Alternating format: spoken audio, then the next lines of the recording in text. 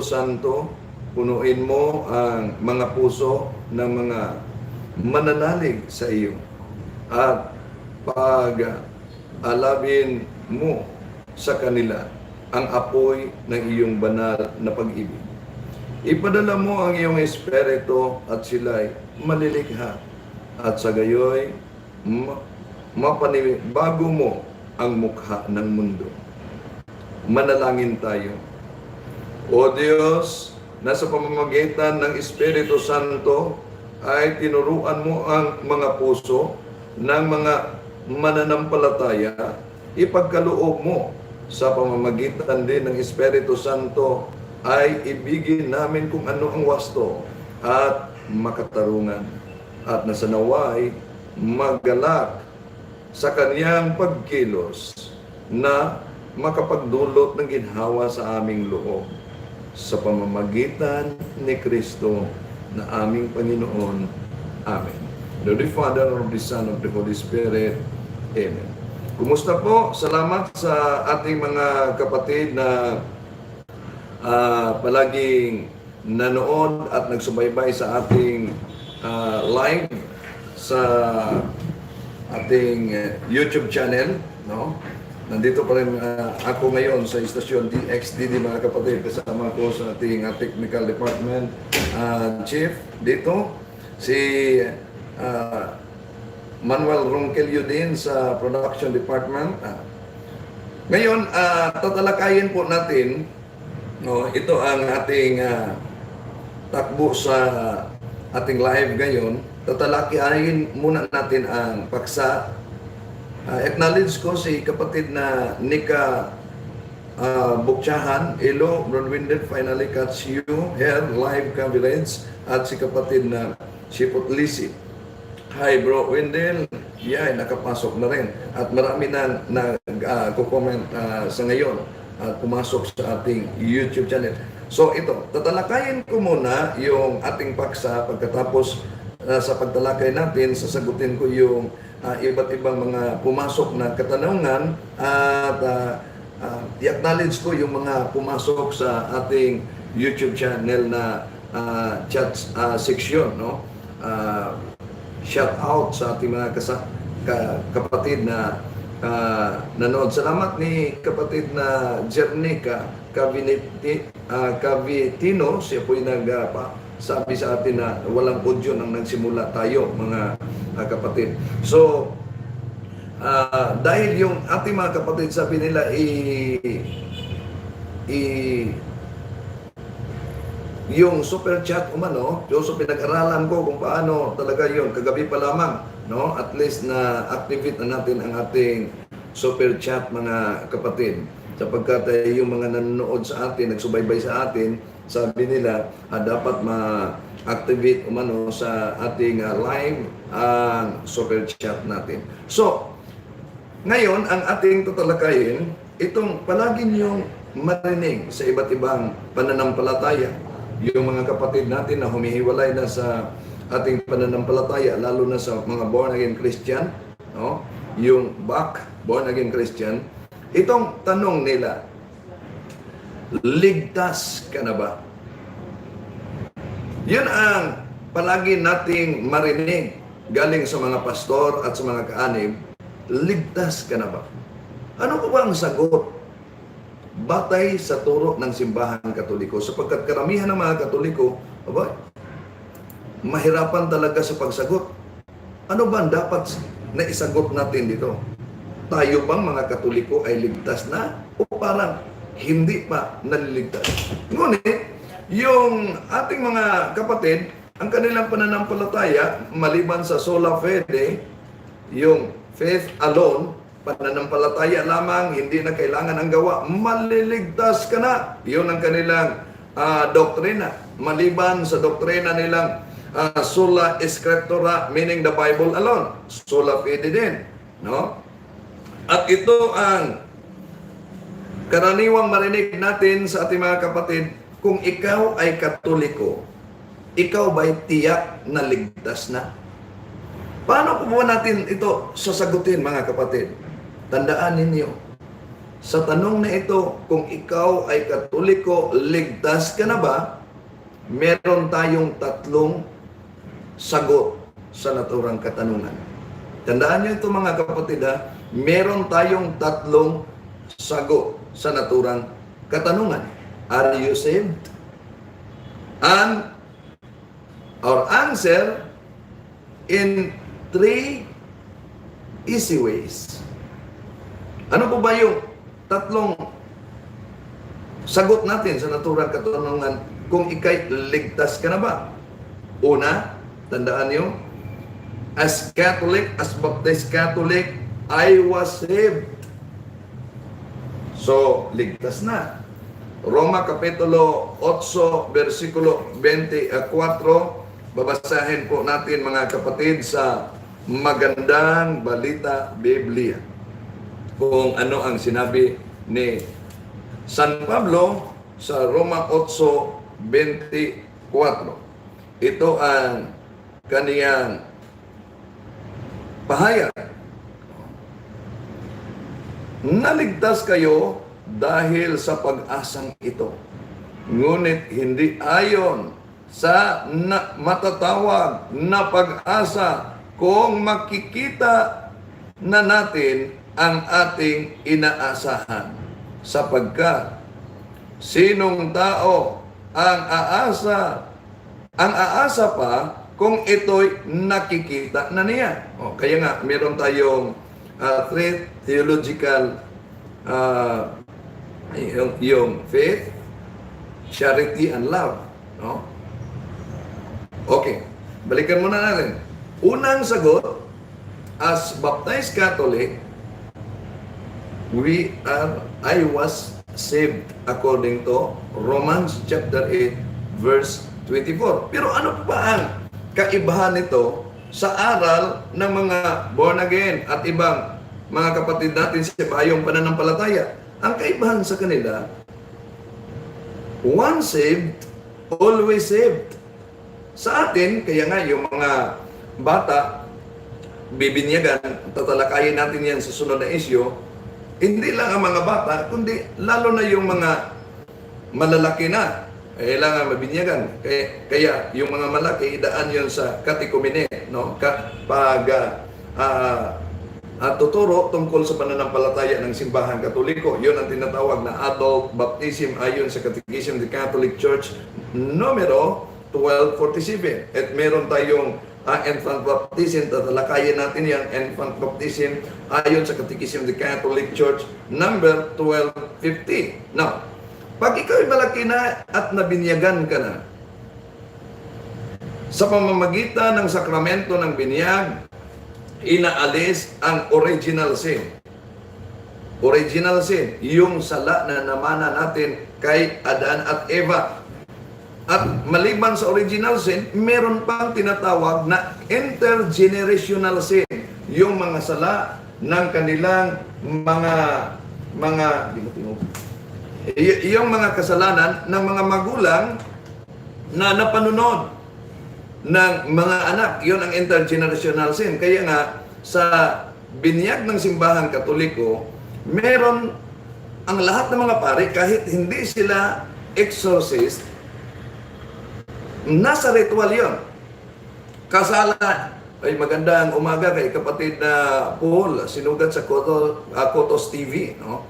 Okay. Magandang umaga kapatid. Okay. Yung mga pare na magbibinyag, nasa ritual yon ang exorcismo. No? Yun ang tinatawag na minor exorcism. Pero ang problema lang, sabi ng ibang mga kaibigan naming mga pare, kaibigan ko mga pare, yun na lang ilang mga pare ang gumagamit sa naturang ritual. Brother, sapagkat ini-skip na namin yan na ritual. Dapat, fathers, hindi nyo i-skip ang naturang ritual. Part yan sa ritual. Bakit po ba kailangan ang naturang tinatawag na minor exorcism? Sapagkat maliban sa tinatawag na original sin, meron tayong intergenerational sin. Mabasa ba yan? Siguro sasabihin ng ating mga kapatid, meron ba yan sa Biblia? Meron. Tingnan niyo. Kung totoo po ba na ang kasalanan ay maaaring mamanahin kasalanan ng mga papa, mama, lolo, lola sa kanilang mga anak o apo. Sa Bilang Kapitulo 14, versikulo 18, ito ang ating mabasa mga kapatid. Sinasabi, si Yahweh ay hindi madaling magalit, mahabagin at handang magpatawad. Subalit, hindi niya ipinagwawalang bahala ang kasalanan, sapagkat ang kasalanan ng mga magulang ay kaniyang sisingilin hanggang sa ikawalo at ikaapat na salin lahi. Malinaw. So, merong tinatawag na intergenerational sin. Hindi natin alam na sa binyag natin, yung pare na nagbibinyag sa atin, sumusunod ba sa ritual ng minor exorcism, sapagkat maraming mga pare na i-skip na nila yan. Dapat hindi, sapagkat ang layunin niyan upang maputol ang tinatawag na intergenerational sin. Okay. Pag malaki na tayo na binyagan, mga kapatid, sa pamamagitan ng sakramento ng binyag, nadawat po natin, natanggap po natin ang kapatawaran sa original sin, at kung ang pari ay nagsagawa ng minor exorcism, pati na ang tinatawag na intergenerational sin at actual sin.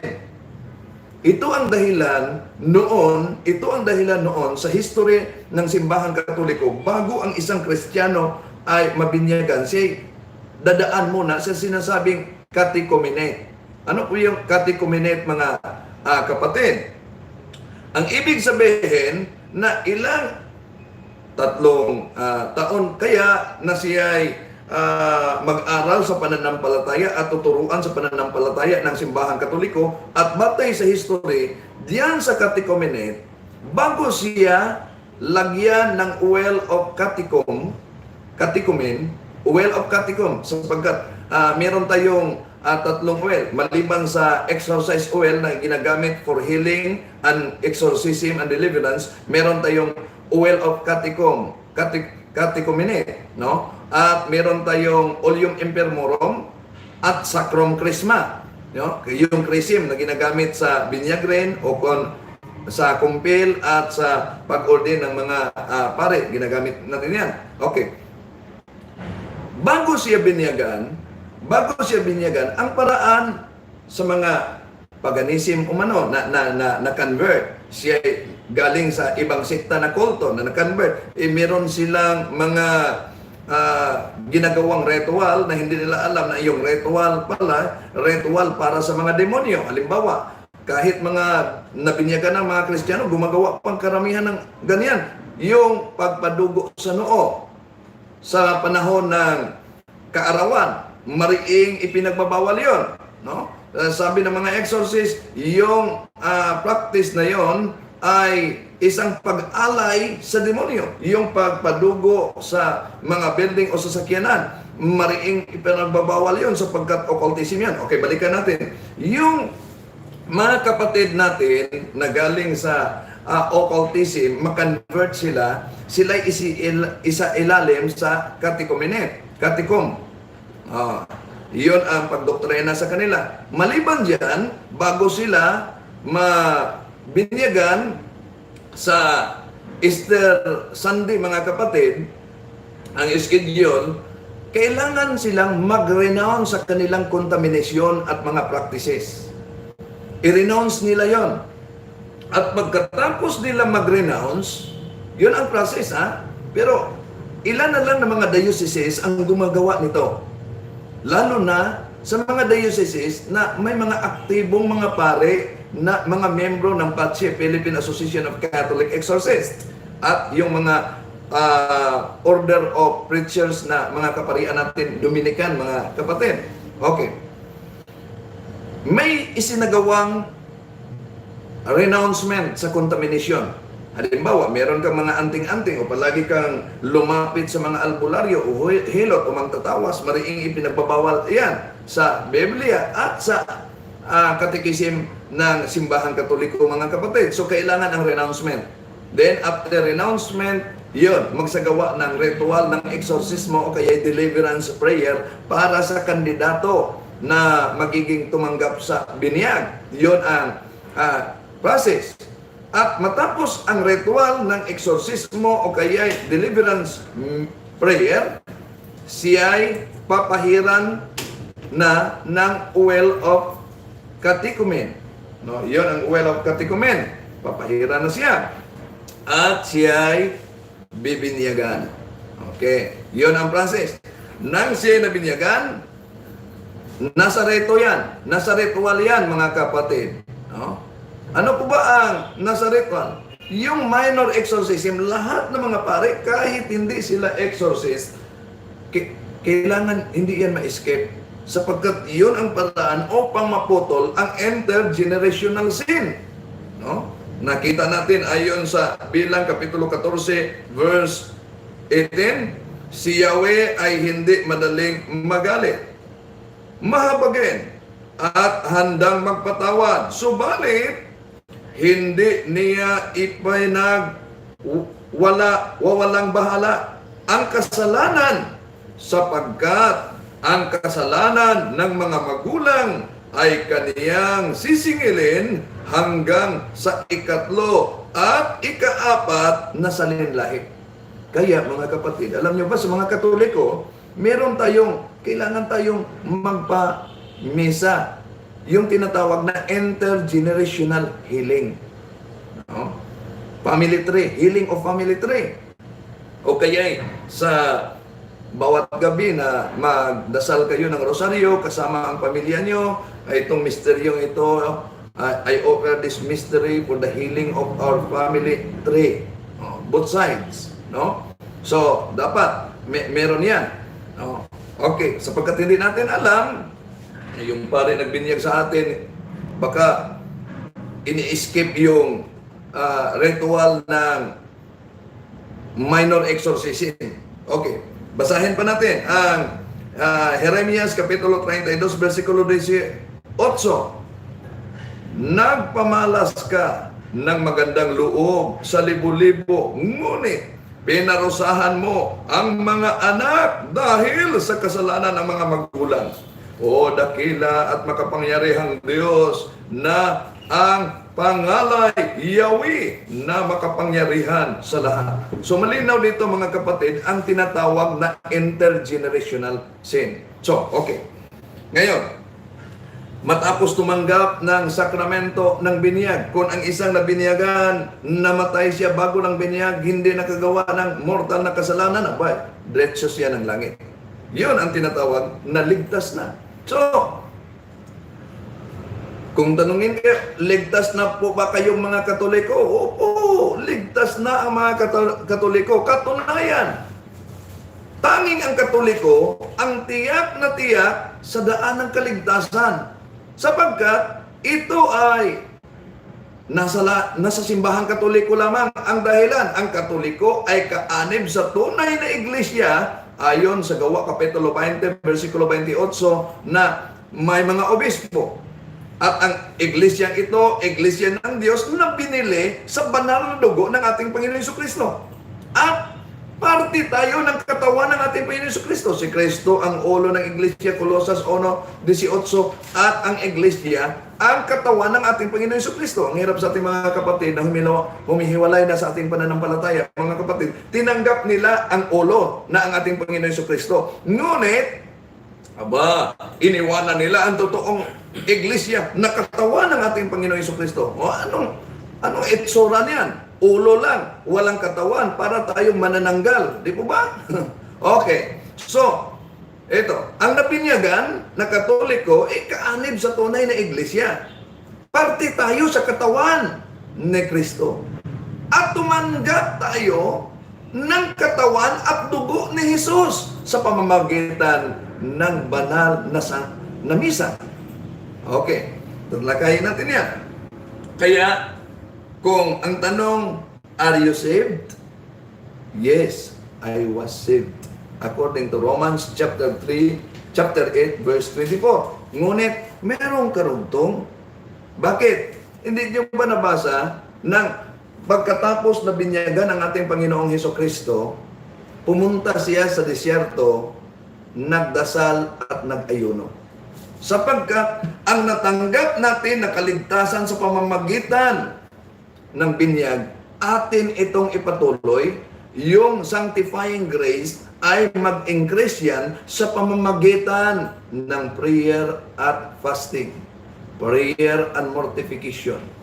At tingnan niyo ang ating Panginoong Hesus, nang nagsagawa siya ng prayer and fasting. Ano nangyari? Abay, inaatake siya ng demonyo sa lahat ng paraan. Bakit po ba nangyari yan? Upang tayong mga Kristiyano na sumunod sa Kanya, na binyagan din sa tunay na binyag, ating maalala na ang ating espiritual na digmaan ay hindi pa tapos nang tayo'y tumanggap ng sakramento ng binyag. Ito pa'y magpatuloy pa at simulan pa ang naturang espiritual na digmaan. At ang ating armas na magamit nito ay ang prayer at fasting. Tulad sa ginawa ng ating Panginoong Hesus. Kaya, maliban sa sagot, I was saved, according to Romans chapter 8, verse 24, merong dalawa. I am being saved. According to 1 Corinthians chapter 1, verse 18. But to us who are being saved. Bakit being saved? Mga kapatid, dahil pagkatapos ng ating binyag, hindi ibig sabihin, hindi ka na makagawa ng kasalanan. Di ba ba? Tatalakayin natin yan sa sunod, yung venial and mortal na kasalanan. Depende sa laki ng kasalanan at epekto ng kasalanan ng ating nagawa. Di ba ba? Sapagkat yung ating mga kapatid, ang kanilang pananampalataya tungkol sa kaligtasan, once saved, always saved, kahit na yung iba, kahit na makapatay ka, humingi ka lang ng kapatawan ng nahal, maligtas ka na. Hindi na kailangan yung mabuti mong mga gawa. Ang kailangan lang, sumasampalataya ka ng ating Panginoon. Iba sa simbahan Katoliko. Yes, I was saved through the sacrament of baptism, according to Romans chapter 8, verse 24. For in this hope we were saved. Ngunit may kasunod. I am being saved according to 1 Corinthians chapter 1, verse 18. But to us who are being saved. Bakit? Hindi ba pwede na okay, nagpa-enroll ka na sa paaralan, di po ba? Pagkatapos magpa-enroll, ibig ba sabihin, makapasa ka na? Ha? Basta lang magpa-enroll kahit hindi ka pumasok? Kahit hindi mo gawin yung mga assignment mo? Hindi. No? Hindi lang na kailangan ka magpa-enroll, aba, mag-graduate ka na. Hindi lang, kailangan ka magpabinyag at maniniwala, aba, ligtas ka na. Bakit? Ito, ang ating mga kapatid kasi, iniawasan nila ang nakasulat sa Biblia, yung Santiago Kapitulo 2, mga kapatid, ito'y iniiwasan nila. No? Bakit nila ito iniiwasan? Sapagkat, mabubuko sila nito. Ito ang nakasulat kasi sa Santiago 2:14. Mga kapatid, ano ang pakinabang kung sasabihin ng isang tao na siya'y may pananampalataya? Ngunit, hindi naman niya ito pinapatunayan ng gawa. Maliligtas ba siya ng ganoong ori ng pananampalataya? Malinaw. Yung nagsabi, meron kang pananampalataya, ngunit hindi mo patunayan ng gawa, aba, hindi tayo maliligtas. Sino ba ang ating sundin? Yung nagsasabing, sumasampalataya ka na, hindi mo na kailangan ang gawa, maliligtas ka na.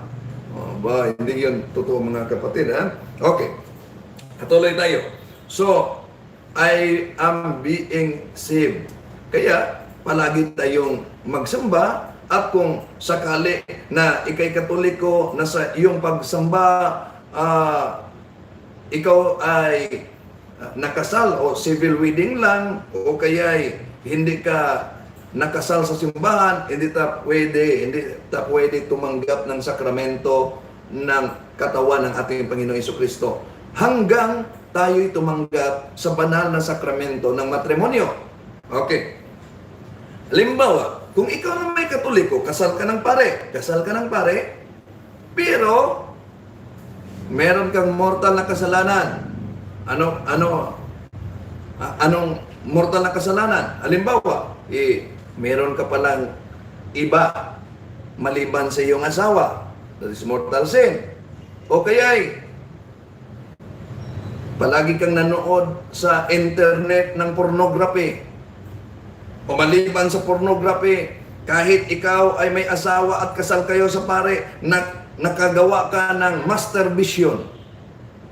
At hindi ka nangungumpisan. Nagpatuloy ka sa naturang kasalanan. Ang pinakadelikado kasi, hindi yung mapoposes, sapagkat yung mapoposes, ang demonyo pumasok sa katawan dahil merong nabuksan sa bahagi ng katawan. Ang pinakadelikado kasi mga kapatid, yung kasalanan. Sapagkat kung tayo'y gumagawa ng kasalanan, tayo'y nagiging anak na ng mga demonyo. So sa pamamagitan niyan, patuloy tayong iniligtas sa mga sakramento ng simbahan. Kaya meron tayong sacrament o yung sacrament na reconciliation, no? Ang kumpisal. Na ito ring sakramento, sa susunod, tatalakayin natin ito mga kapatid, no? Tatalakayin natin ito, yung kumpisal, sapagkat ayon sa aklat ng mga ministro ng Iglesia ni Cristo, yung tinatawag na pandoktrina, kabanata 6, bilang 137, ganito ang nakasulat sa kanilang pandoktrina. Ano ang isa pa sa mga gawain ng Iglesia Katolika na labag sa aral ng Diyos? Sagot, ayon sa kanilang pandoktrina, ang pagkumpisal sa pare. So, liliwagin natin yan sa susunod na issue, mga kapatid. May mabasa ba sa Biblia, sapagkat ang palagi nilang ginagamit, yung Marcos Kapitulo 2, versikulo 10, at sasagutin din natin, yung ginagamit nila at tinatalakay nila na ang pagkumpisal ay labag umano sa utos ng Diyos. Hindi yan totoo, mga kapatid. Alam ng ating Panginoon Jesus, dahil kahit tayo'y nakatanggap na ng binyag, due to the exclusion of the original sin, we are weakened. Di ba? Madali tayong pumili ng kasalanan. Alam ng Diyos yan. Sapagkat tulad tayo ng isang building na kahit ginagawa na sa pamamagitan ng simento, concrete, ngunit pag dumaan na ang apoy, dahil ito'y nasusunog, ang mga kapatid, yun, mahirap na. Weak na yon ang naturang building. So, yun din. There are 3 concupiscences na nanatili sa buhay ayon sa theological explanation, mga kapatid. Sa sunod, tingnan natin yung i-discuss dito, yung concupiscence of eyes, yung concupiscence of flesh. Ano yung ba yung concupiscence of flesh? O, yung lust, gluttony. Yun ang concupiscence of flesh, lust, gluttony, and sloth. Sloth. Okay. Patuloy muna natin ang ating talakayan. No? So, kung ikay nabinyagan, makapili ka ng kasalanan, lalo na mortal na kasalanan, ayon ni San Ambrosio, a Catholic who commits a mortal sin ceases to be Catholic. Delikado na pahayag yun ni San Ambrosio. No? Although, hindi tayo naputol bilang kaanib ng simbahang Katoliko pag makagawa tayo ng mortal na kasalanan, ngunit tayo'y mga patay na membro ng simbahang Katoliko. Kaya ang ating Panginoong Hesus, bago siya umakyat sa langit, Di po ba kahapon, piyesta ng pag-akyat ng ating Panginoong Jesucristo sa langit? Siya ay nag-iiwan ng sakramento ng pagkumpisal. Ayon sa Juan Kapitulo 20, versikulo 21 hanggang 23. Ano po bang mabasa natin? Sinabi na naman ni Jesus, sumasa inyo ang kapayapaan. Ito, kailan natin matanggap ang naturang kapayapaan, mga kapatid? Halimbawa, palaging mainit yung ulo mo. Hindi ka gustong magsamba, hindi ka gustong magdasal, at madali ka nang magalit. Oh, di ba iniwan ng ating Panginoong Hesus ang kapayapaan? Sumainyo ang kapayapaan. Pero paano po natin matanggap ang naturang kapayapaan? Ito ang sabi ng ating Panginoong Hesus. Kung paanong isinugo ako ng Ama, isinugo ko rin kayo. Pagkatapos sila'y hiningahan niya at sinabi, tanggapin ninyo ang Espiritu Santo. Ang patatawarin ninyo sa kanilang mga kasalanan ay pinatatawad nga. Subalit, ang hindi ninyo patatawarin ay hindi nga pinatawad. Di po ba? Malinaw ang pahayag. Sino ba ang binigyan ng naturang kapangyarihan?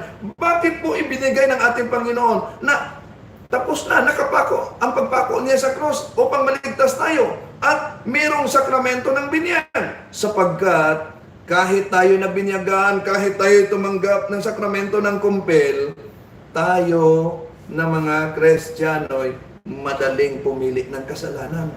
Kaya siya ay ibinigay niya sa simbahan sa pamamagitan ng mga order ministers na ating mga kaparian at mga kaobispuhan ang kapangyarihan ng pagpatawad ng kasalanan ayon sa Juan Kapitulo 20, versikulo 21 hanggang 23. Pero tatalakayin natin ito sa ibang pagkakataon, mga kapatid. Part lamang ang ating tinatalakay ngayon. Sapagkat ang dami, kahit mga Katoliko kasi naniniwala nito na ang kanilang paniniwala, bakit pa tayo lalapit sa pare na ang pare ay tao ay magkasala rin? O totoo, ang pare ay tao. Sa kanilang pagkatao, makagawa din silang kasalanan. Lalo naman yung mga apostol noon, nang dinakip ang ating hinuli, ang ating Panginoong Jesucristo, sila ay tumakbo, iniwanan nila ang ating Panginoong Jesucristo. Di po ba sila ay nagkasala? Ngunit, ang kapangyarihang ito'y nanatili sa kanila, mga kapatid. Okay. Mamaya, babasahin ko yung mga pumasok na mga comment natin sa ating mga kapatid. Yung mga comments na pumasok mamaya, babasahin ko yun. Okay. Ito. Ligtas na. I was saved. I am being saved. Ikalawa, sapagkat kung tayo ay nabinyagan, tapos tayo makagawa ng kasalanan, tayo'y mangungumpisal upang mapatawad ang naturang kasalanan at nabasa natin sa Biblia. Hindi lang yan. Sapagkat sa kumpisal, matanggap natin ang tinatawag na partial indulgence. Kailangan na matanggap natin ang plenary indulgence. Sa susunod ating tatalakayin, ano po ba yung plenary indulgence at partial indulgence? Iyon ang dahilan kung bakit si Martin Luther ay humihiwalay sa simbahan Katoliko. Siya ang unang nagtatag sa tinatawag na ama ng protestante siya. 1522, siya nagtatag ng Lutheran Church, mga kapatid. Okay. So, una, I was saved. Romans chapter 8 verse 29. For in this hope we were saved. At ikalawang sagot, I am being saved according to 1 Corinthians chapter 1 verse 18. But to us who are being saved, sapagkat patuloy ang pagligtas ng ating Panginoong Hesus sa pagkakataon na tayo makagawa ng mga kasalanan. At sa pamamagitan ng mga sakramento, lalo na sa sakramento ng kumpisal. At merong ikatlo, I hope to be saved. Romans chapter 5 verse 9. Bakit I hope to be saved? Ayon sa nakasulat, di ba? San Mateo 24:13, yung ang sabi ng ating Panginoong Hesukristo, babasahin po natin, San Mateo 24:13, mga kapatid, no? Ito po ang mabasa natin, San Mateo Kapitulo 24, versikulo 13. Ito ang sabi ng ating Panginoong Hesus. Ngunit, ang mananatiling tapat hanggang sa wakas ng sanlibutan ay siyang maliligtas. Okay. Knowledge po natin. Kasama namin si Sister Wela. Nandito. Live tayo ngayon. At salamat sa lahat ng mga nagsubaybay sa atin. So, yun. Tandaan niyo, sa tanong, are you saved? Ligtas ka na ba? Meron tayong tatlong sagot. I was saved. I am being saved. At yung huli, I hope to be saved. Bakit po? Merong I hope to be saved. Sapagkat ang digmaang espiritual natin ay nagpatuloy hanggang sa oras ng ating kamatayan. Di po ba? Nakita nyo? Yung mga taong malapit na mamatay, anong sinabi nila mga kapatid? Di ba? Sabi nila, merong kaluluwa ng Papa. Layo na, okay. So, mamaya, magpatuloy po tayo. Yung mga pumasok mga kapatid na live chat, lipat ako sa ating studio, newsroom, sapagkat meron tayong programa dito. Nasa EMFM kasi kami isa lamang na kwarto. Salamat po sa inyong pagsubaybay. Mamaya, yung mga comment na pumasok, babasahin ko. Maraming salamat sa ngalan po ng aming Arsobispo Archbishop Martin Umuad, sa aming Chief Executive Officer Father Darrell Rosales, sa lahat ng mga kaparian, kamadrihan at mga consecrated persons sa lokal na simbahan ito. Itong inyong lingkod, kapatid Wendell Talibong, hanggang sa sunod, pagpalain sana tayo ng may kapal. In the name of the Father, Filii, et Spiritus Sancti. Amen.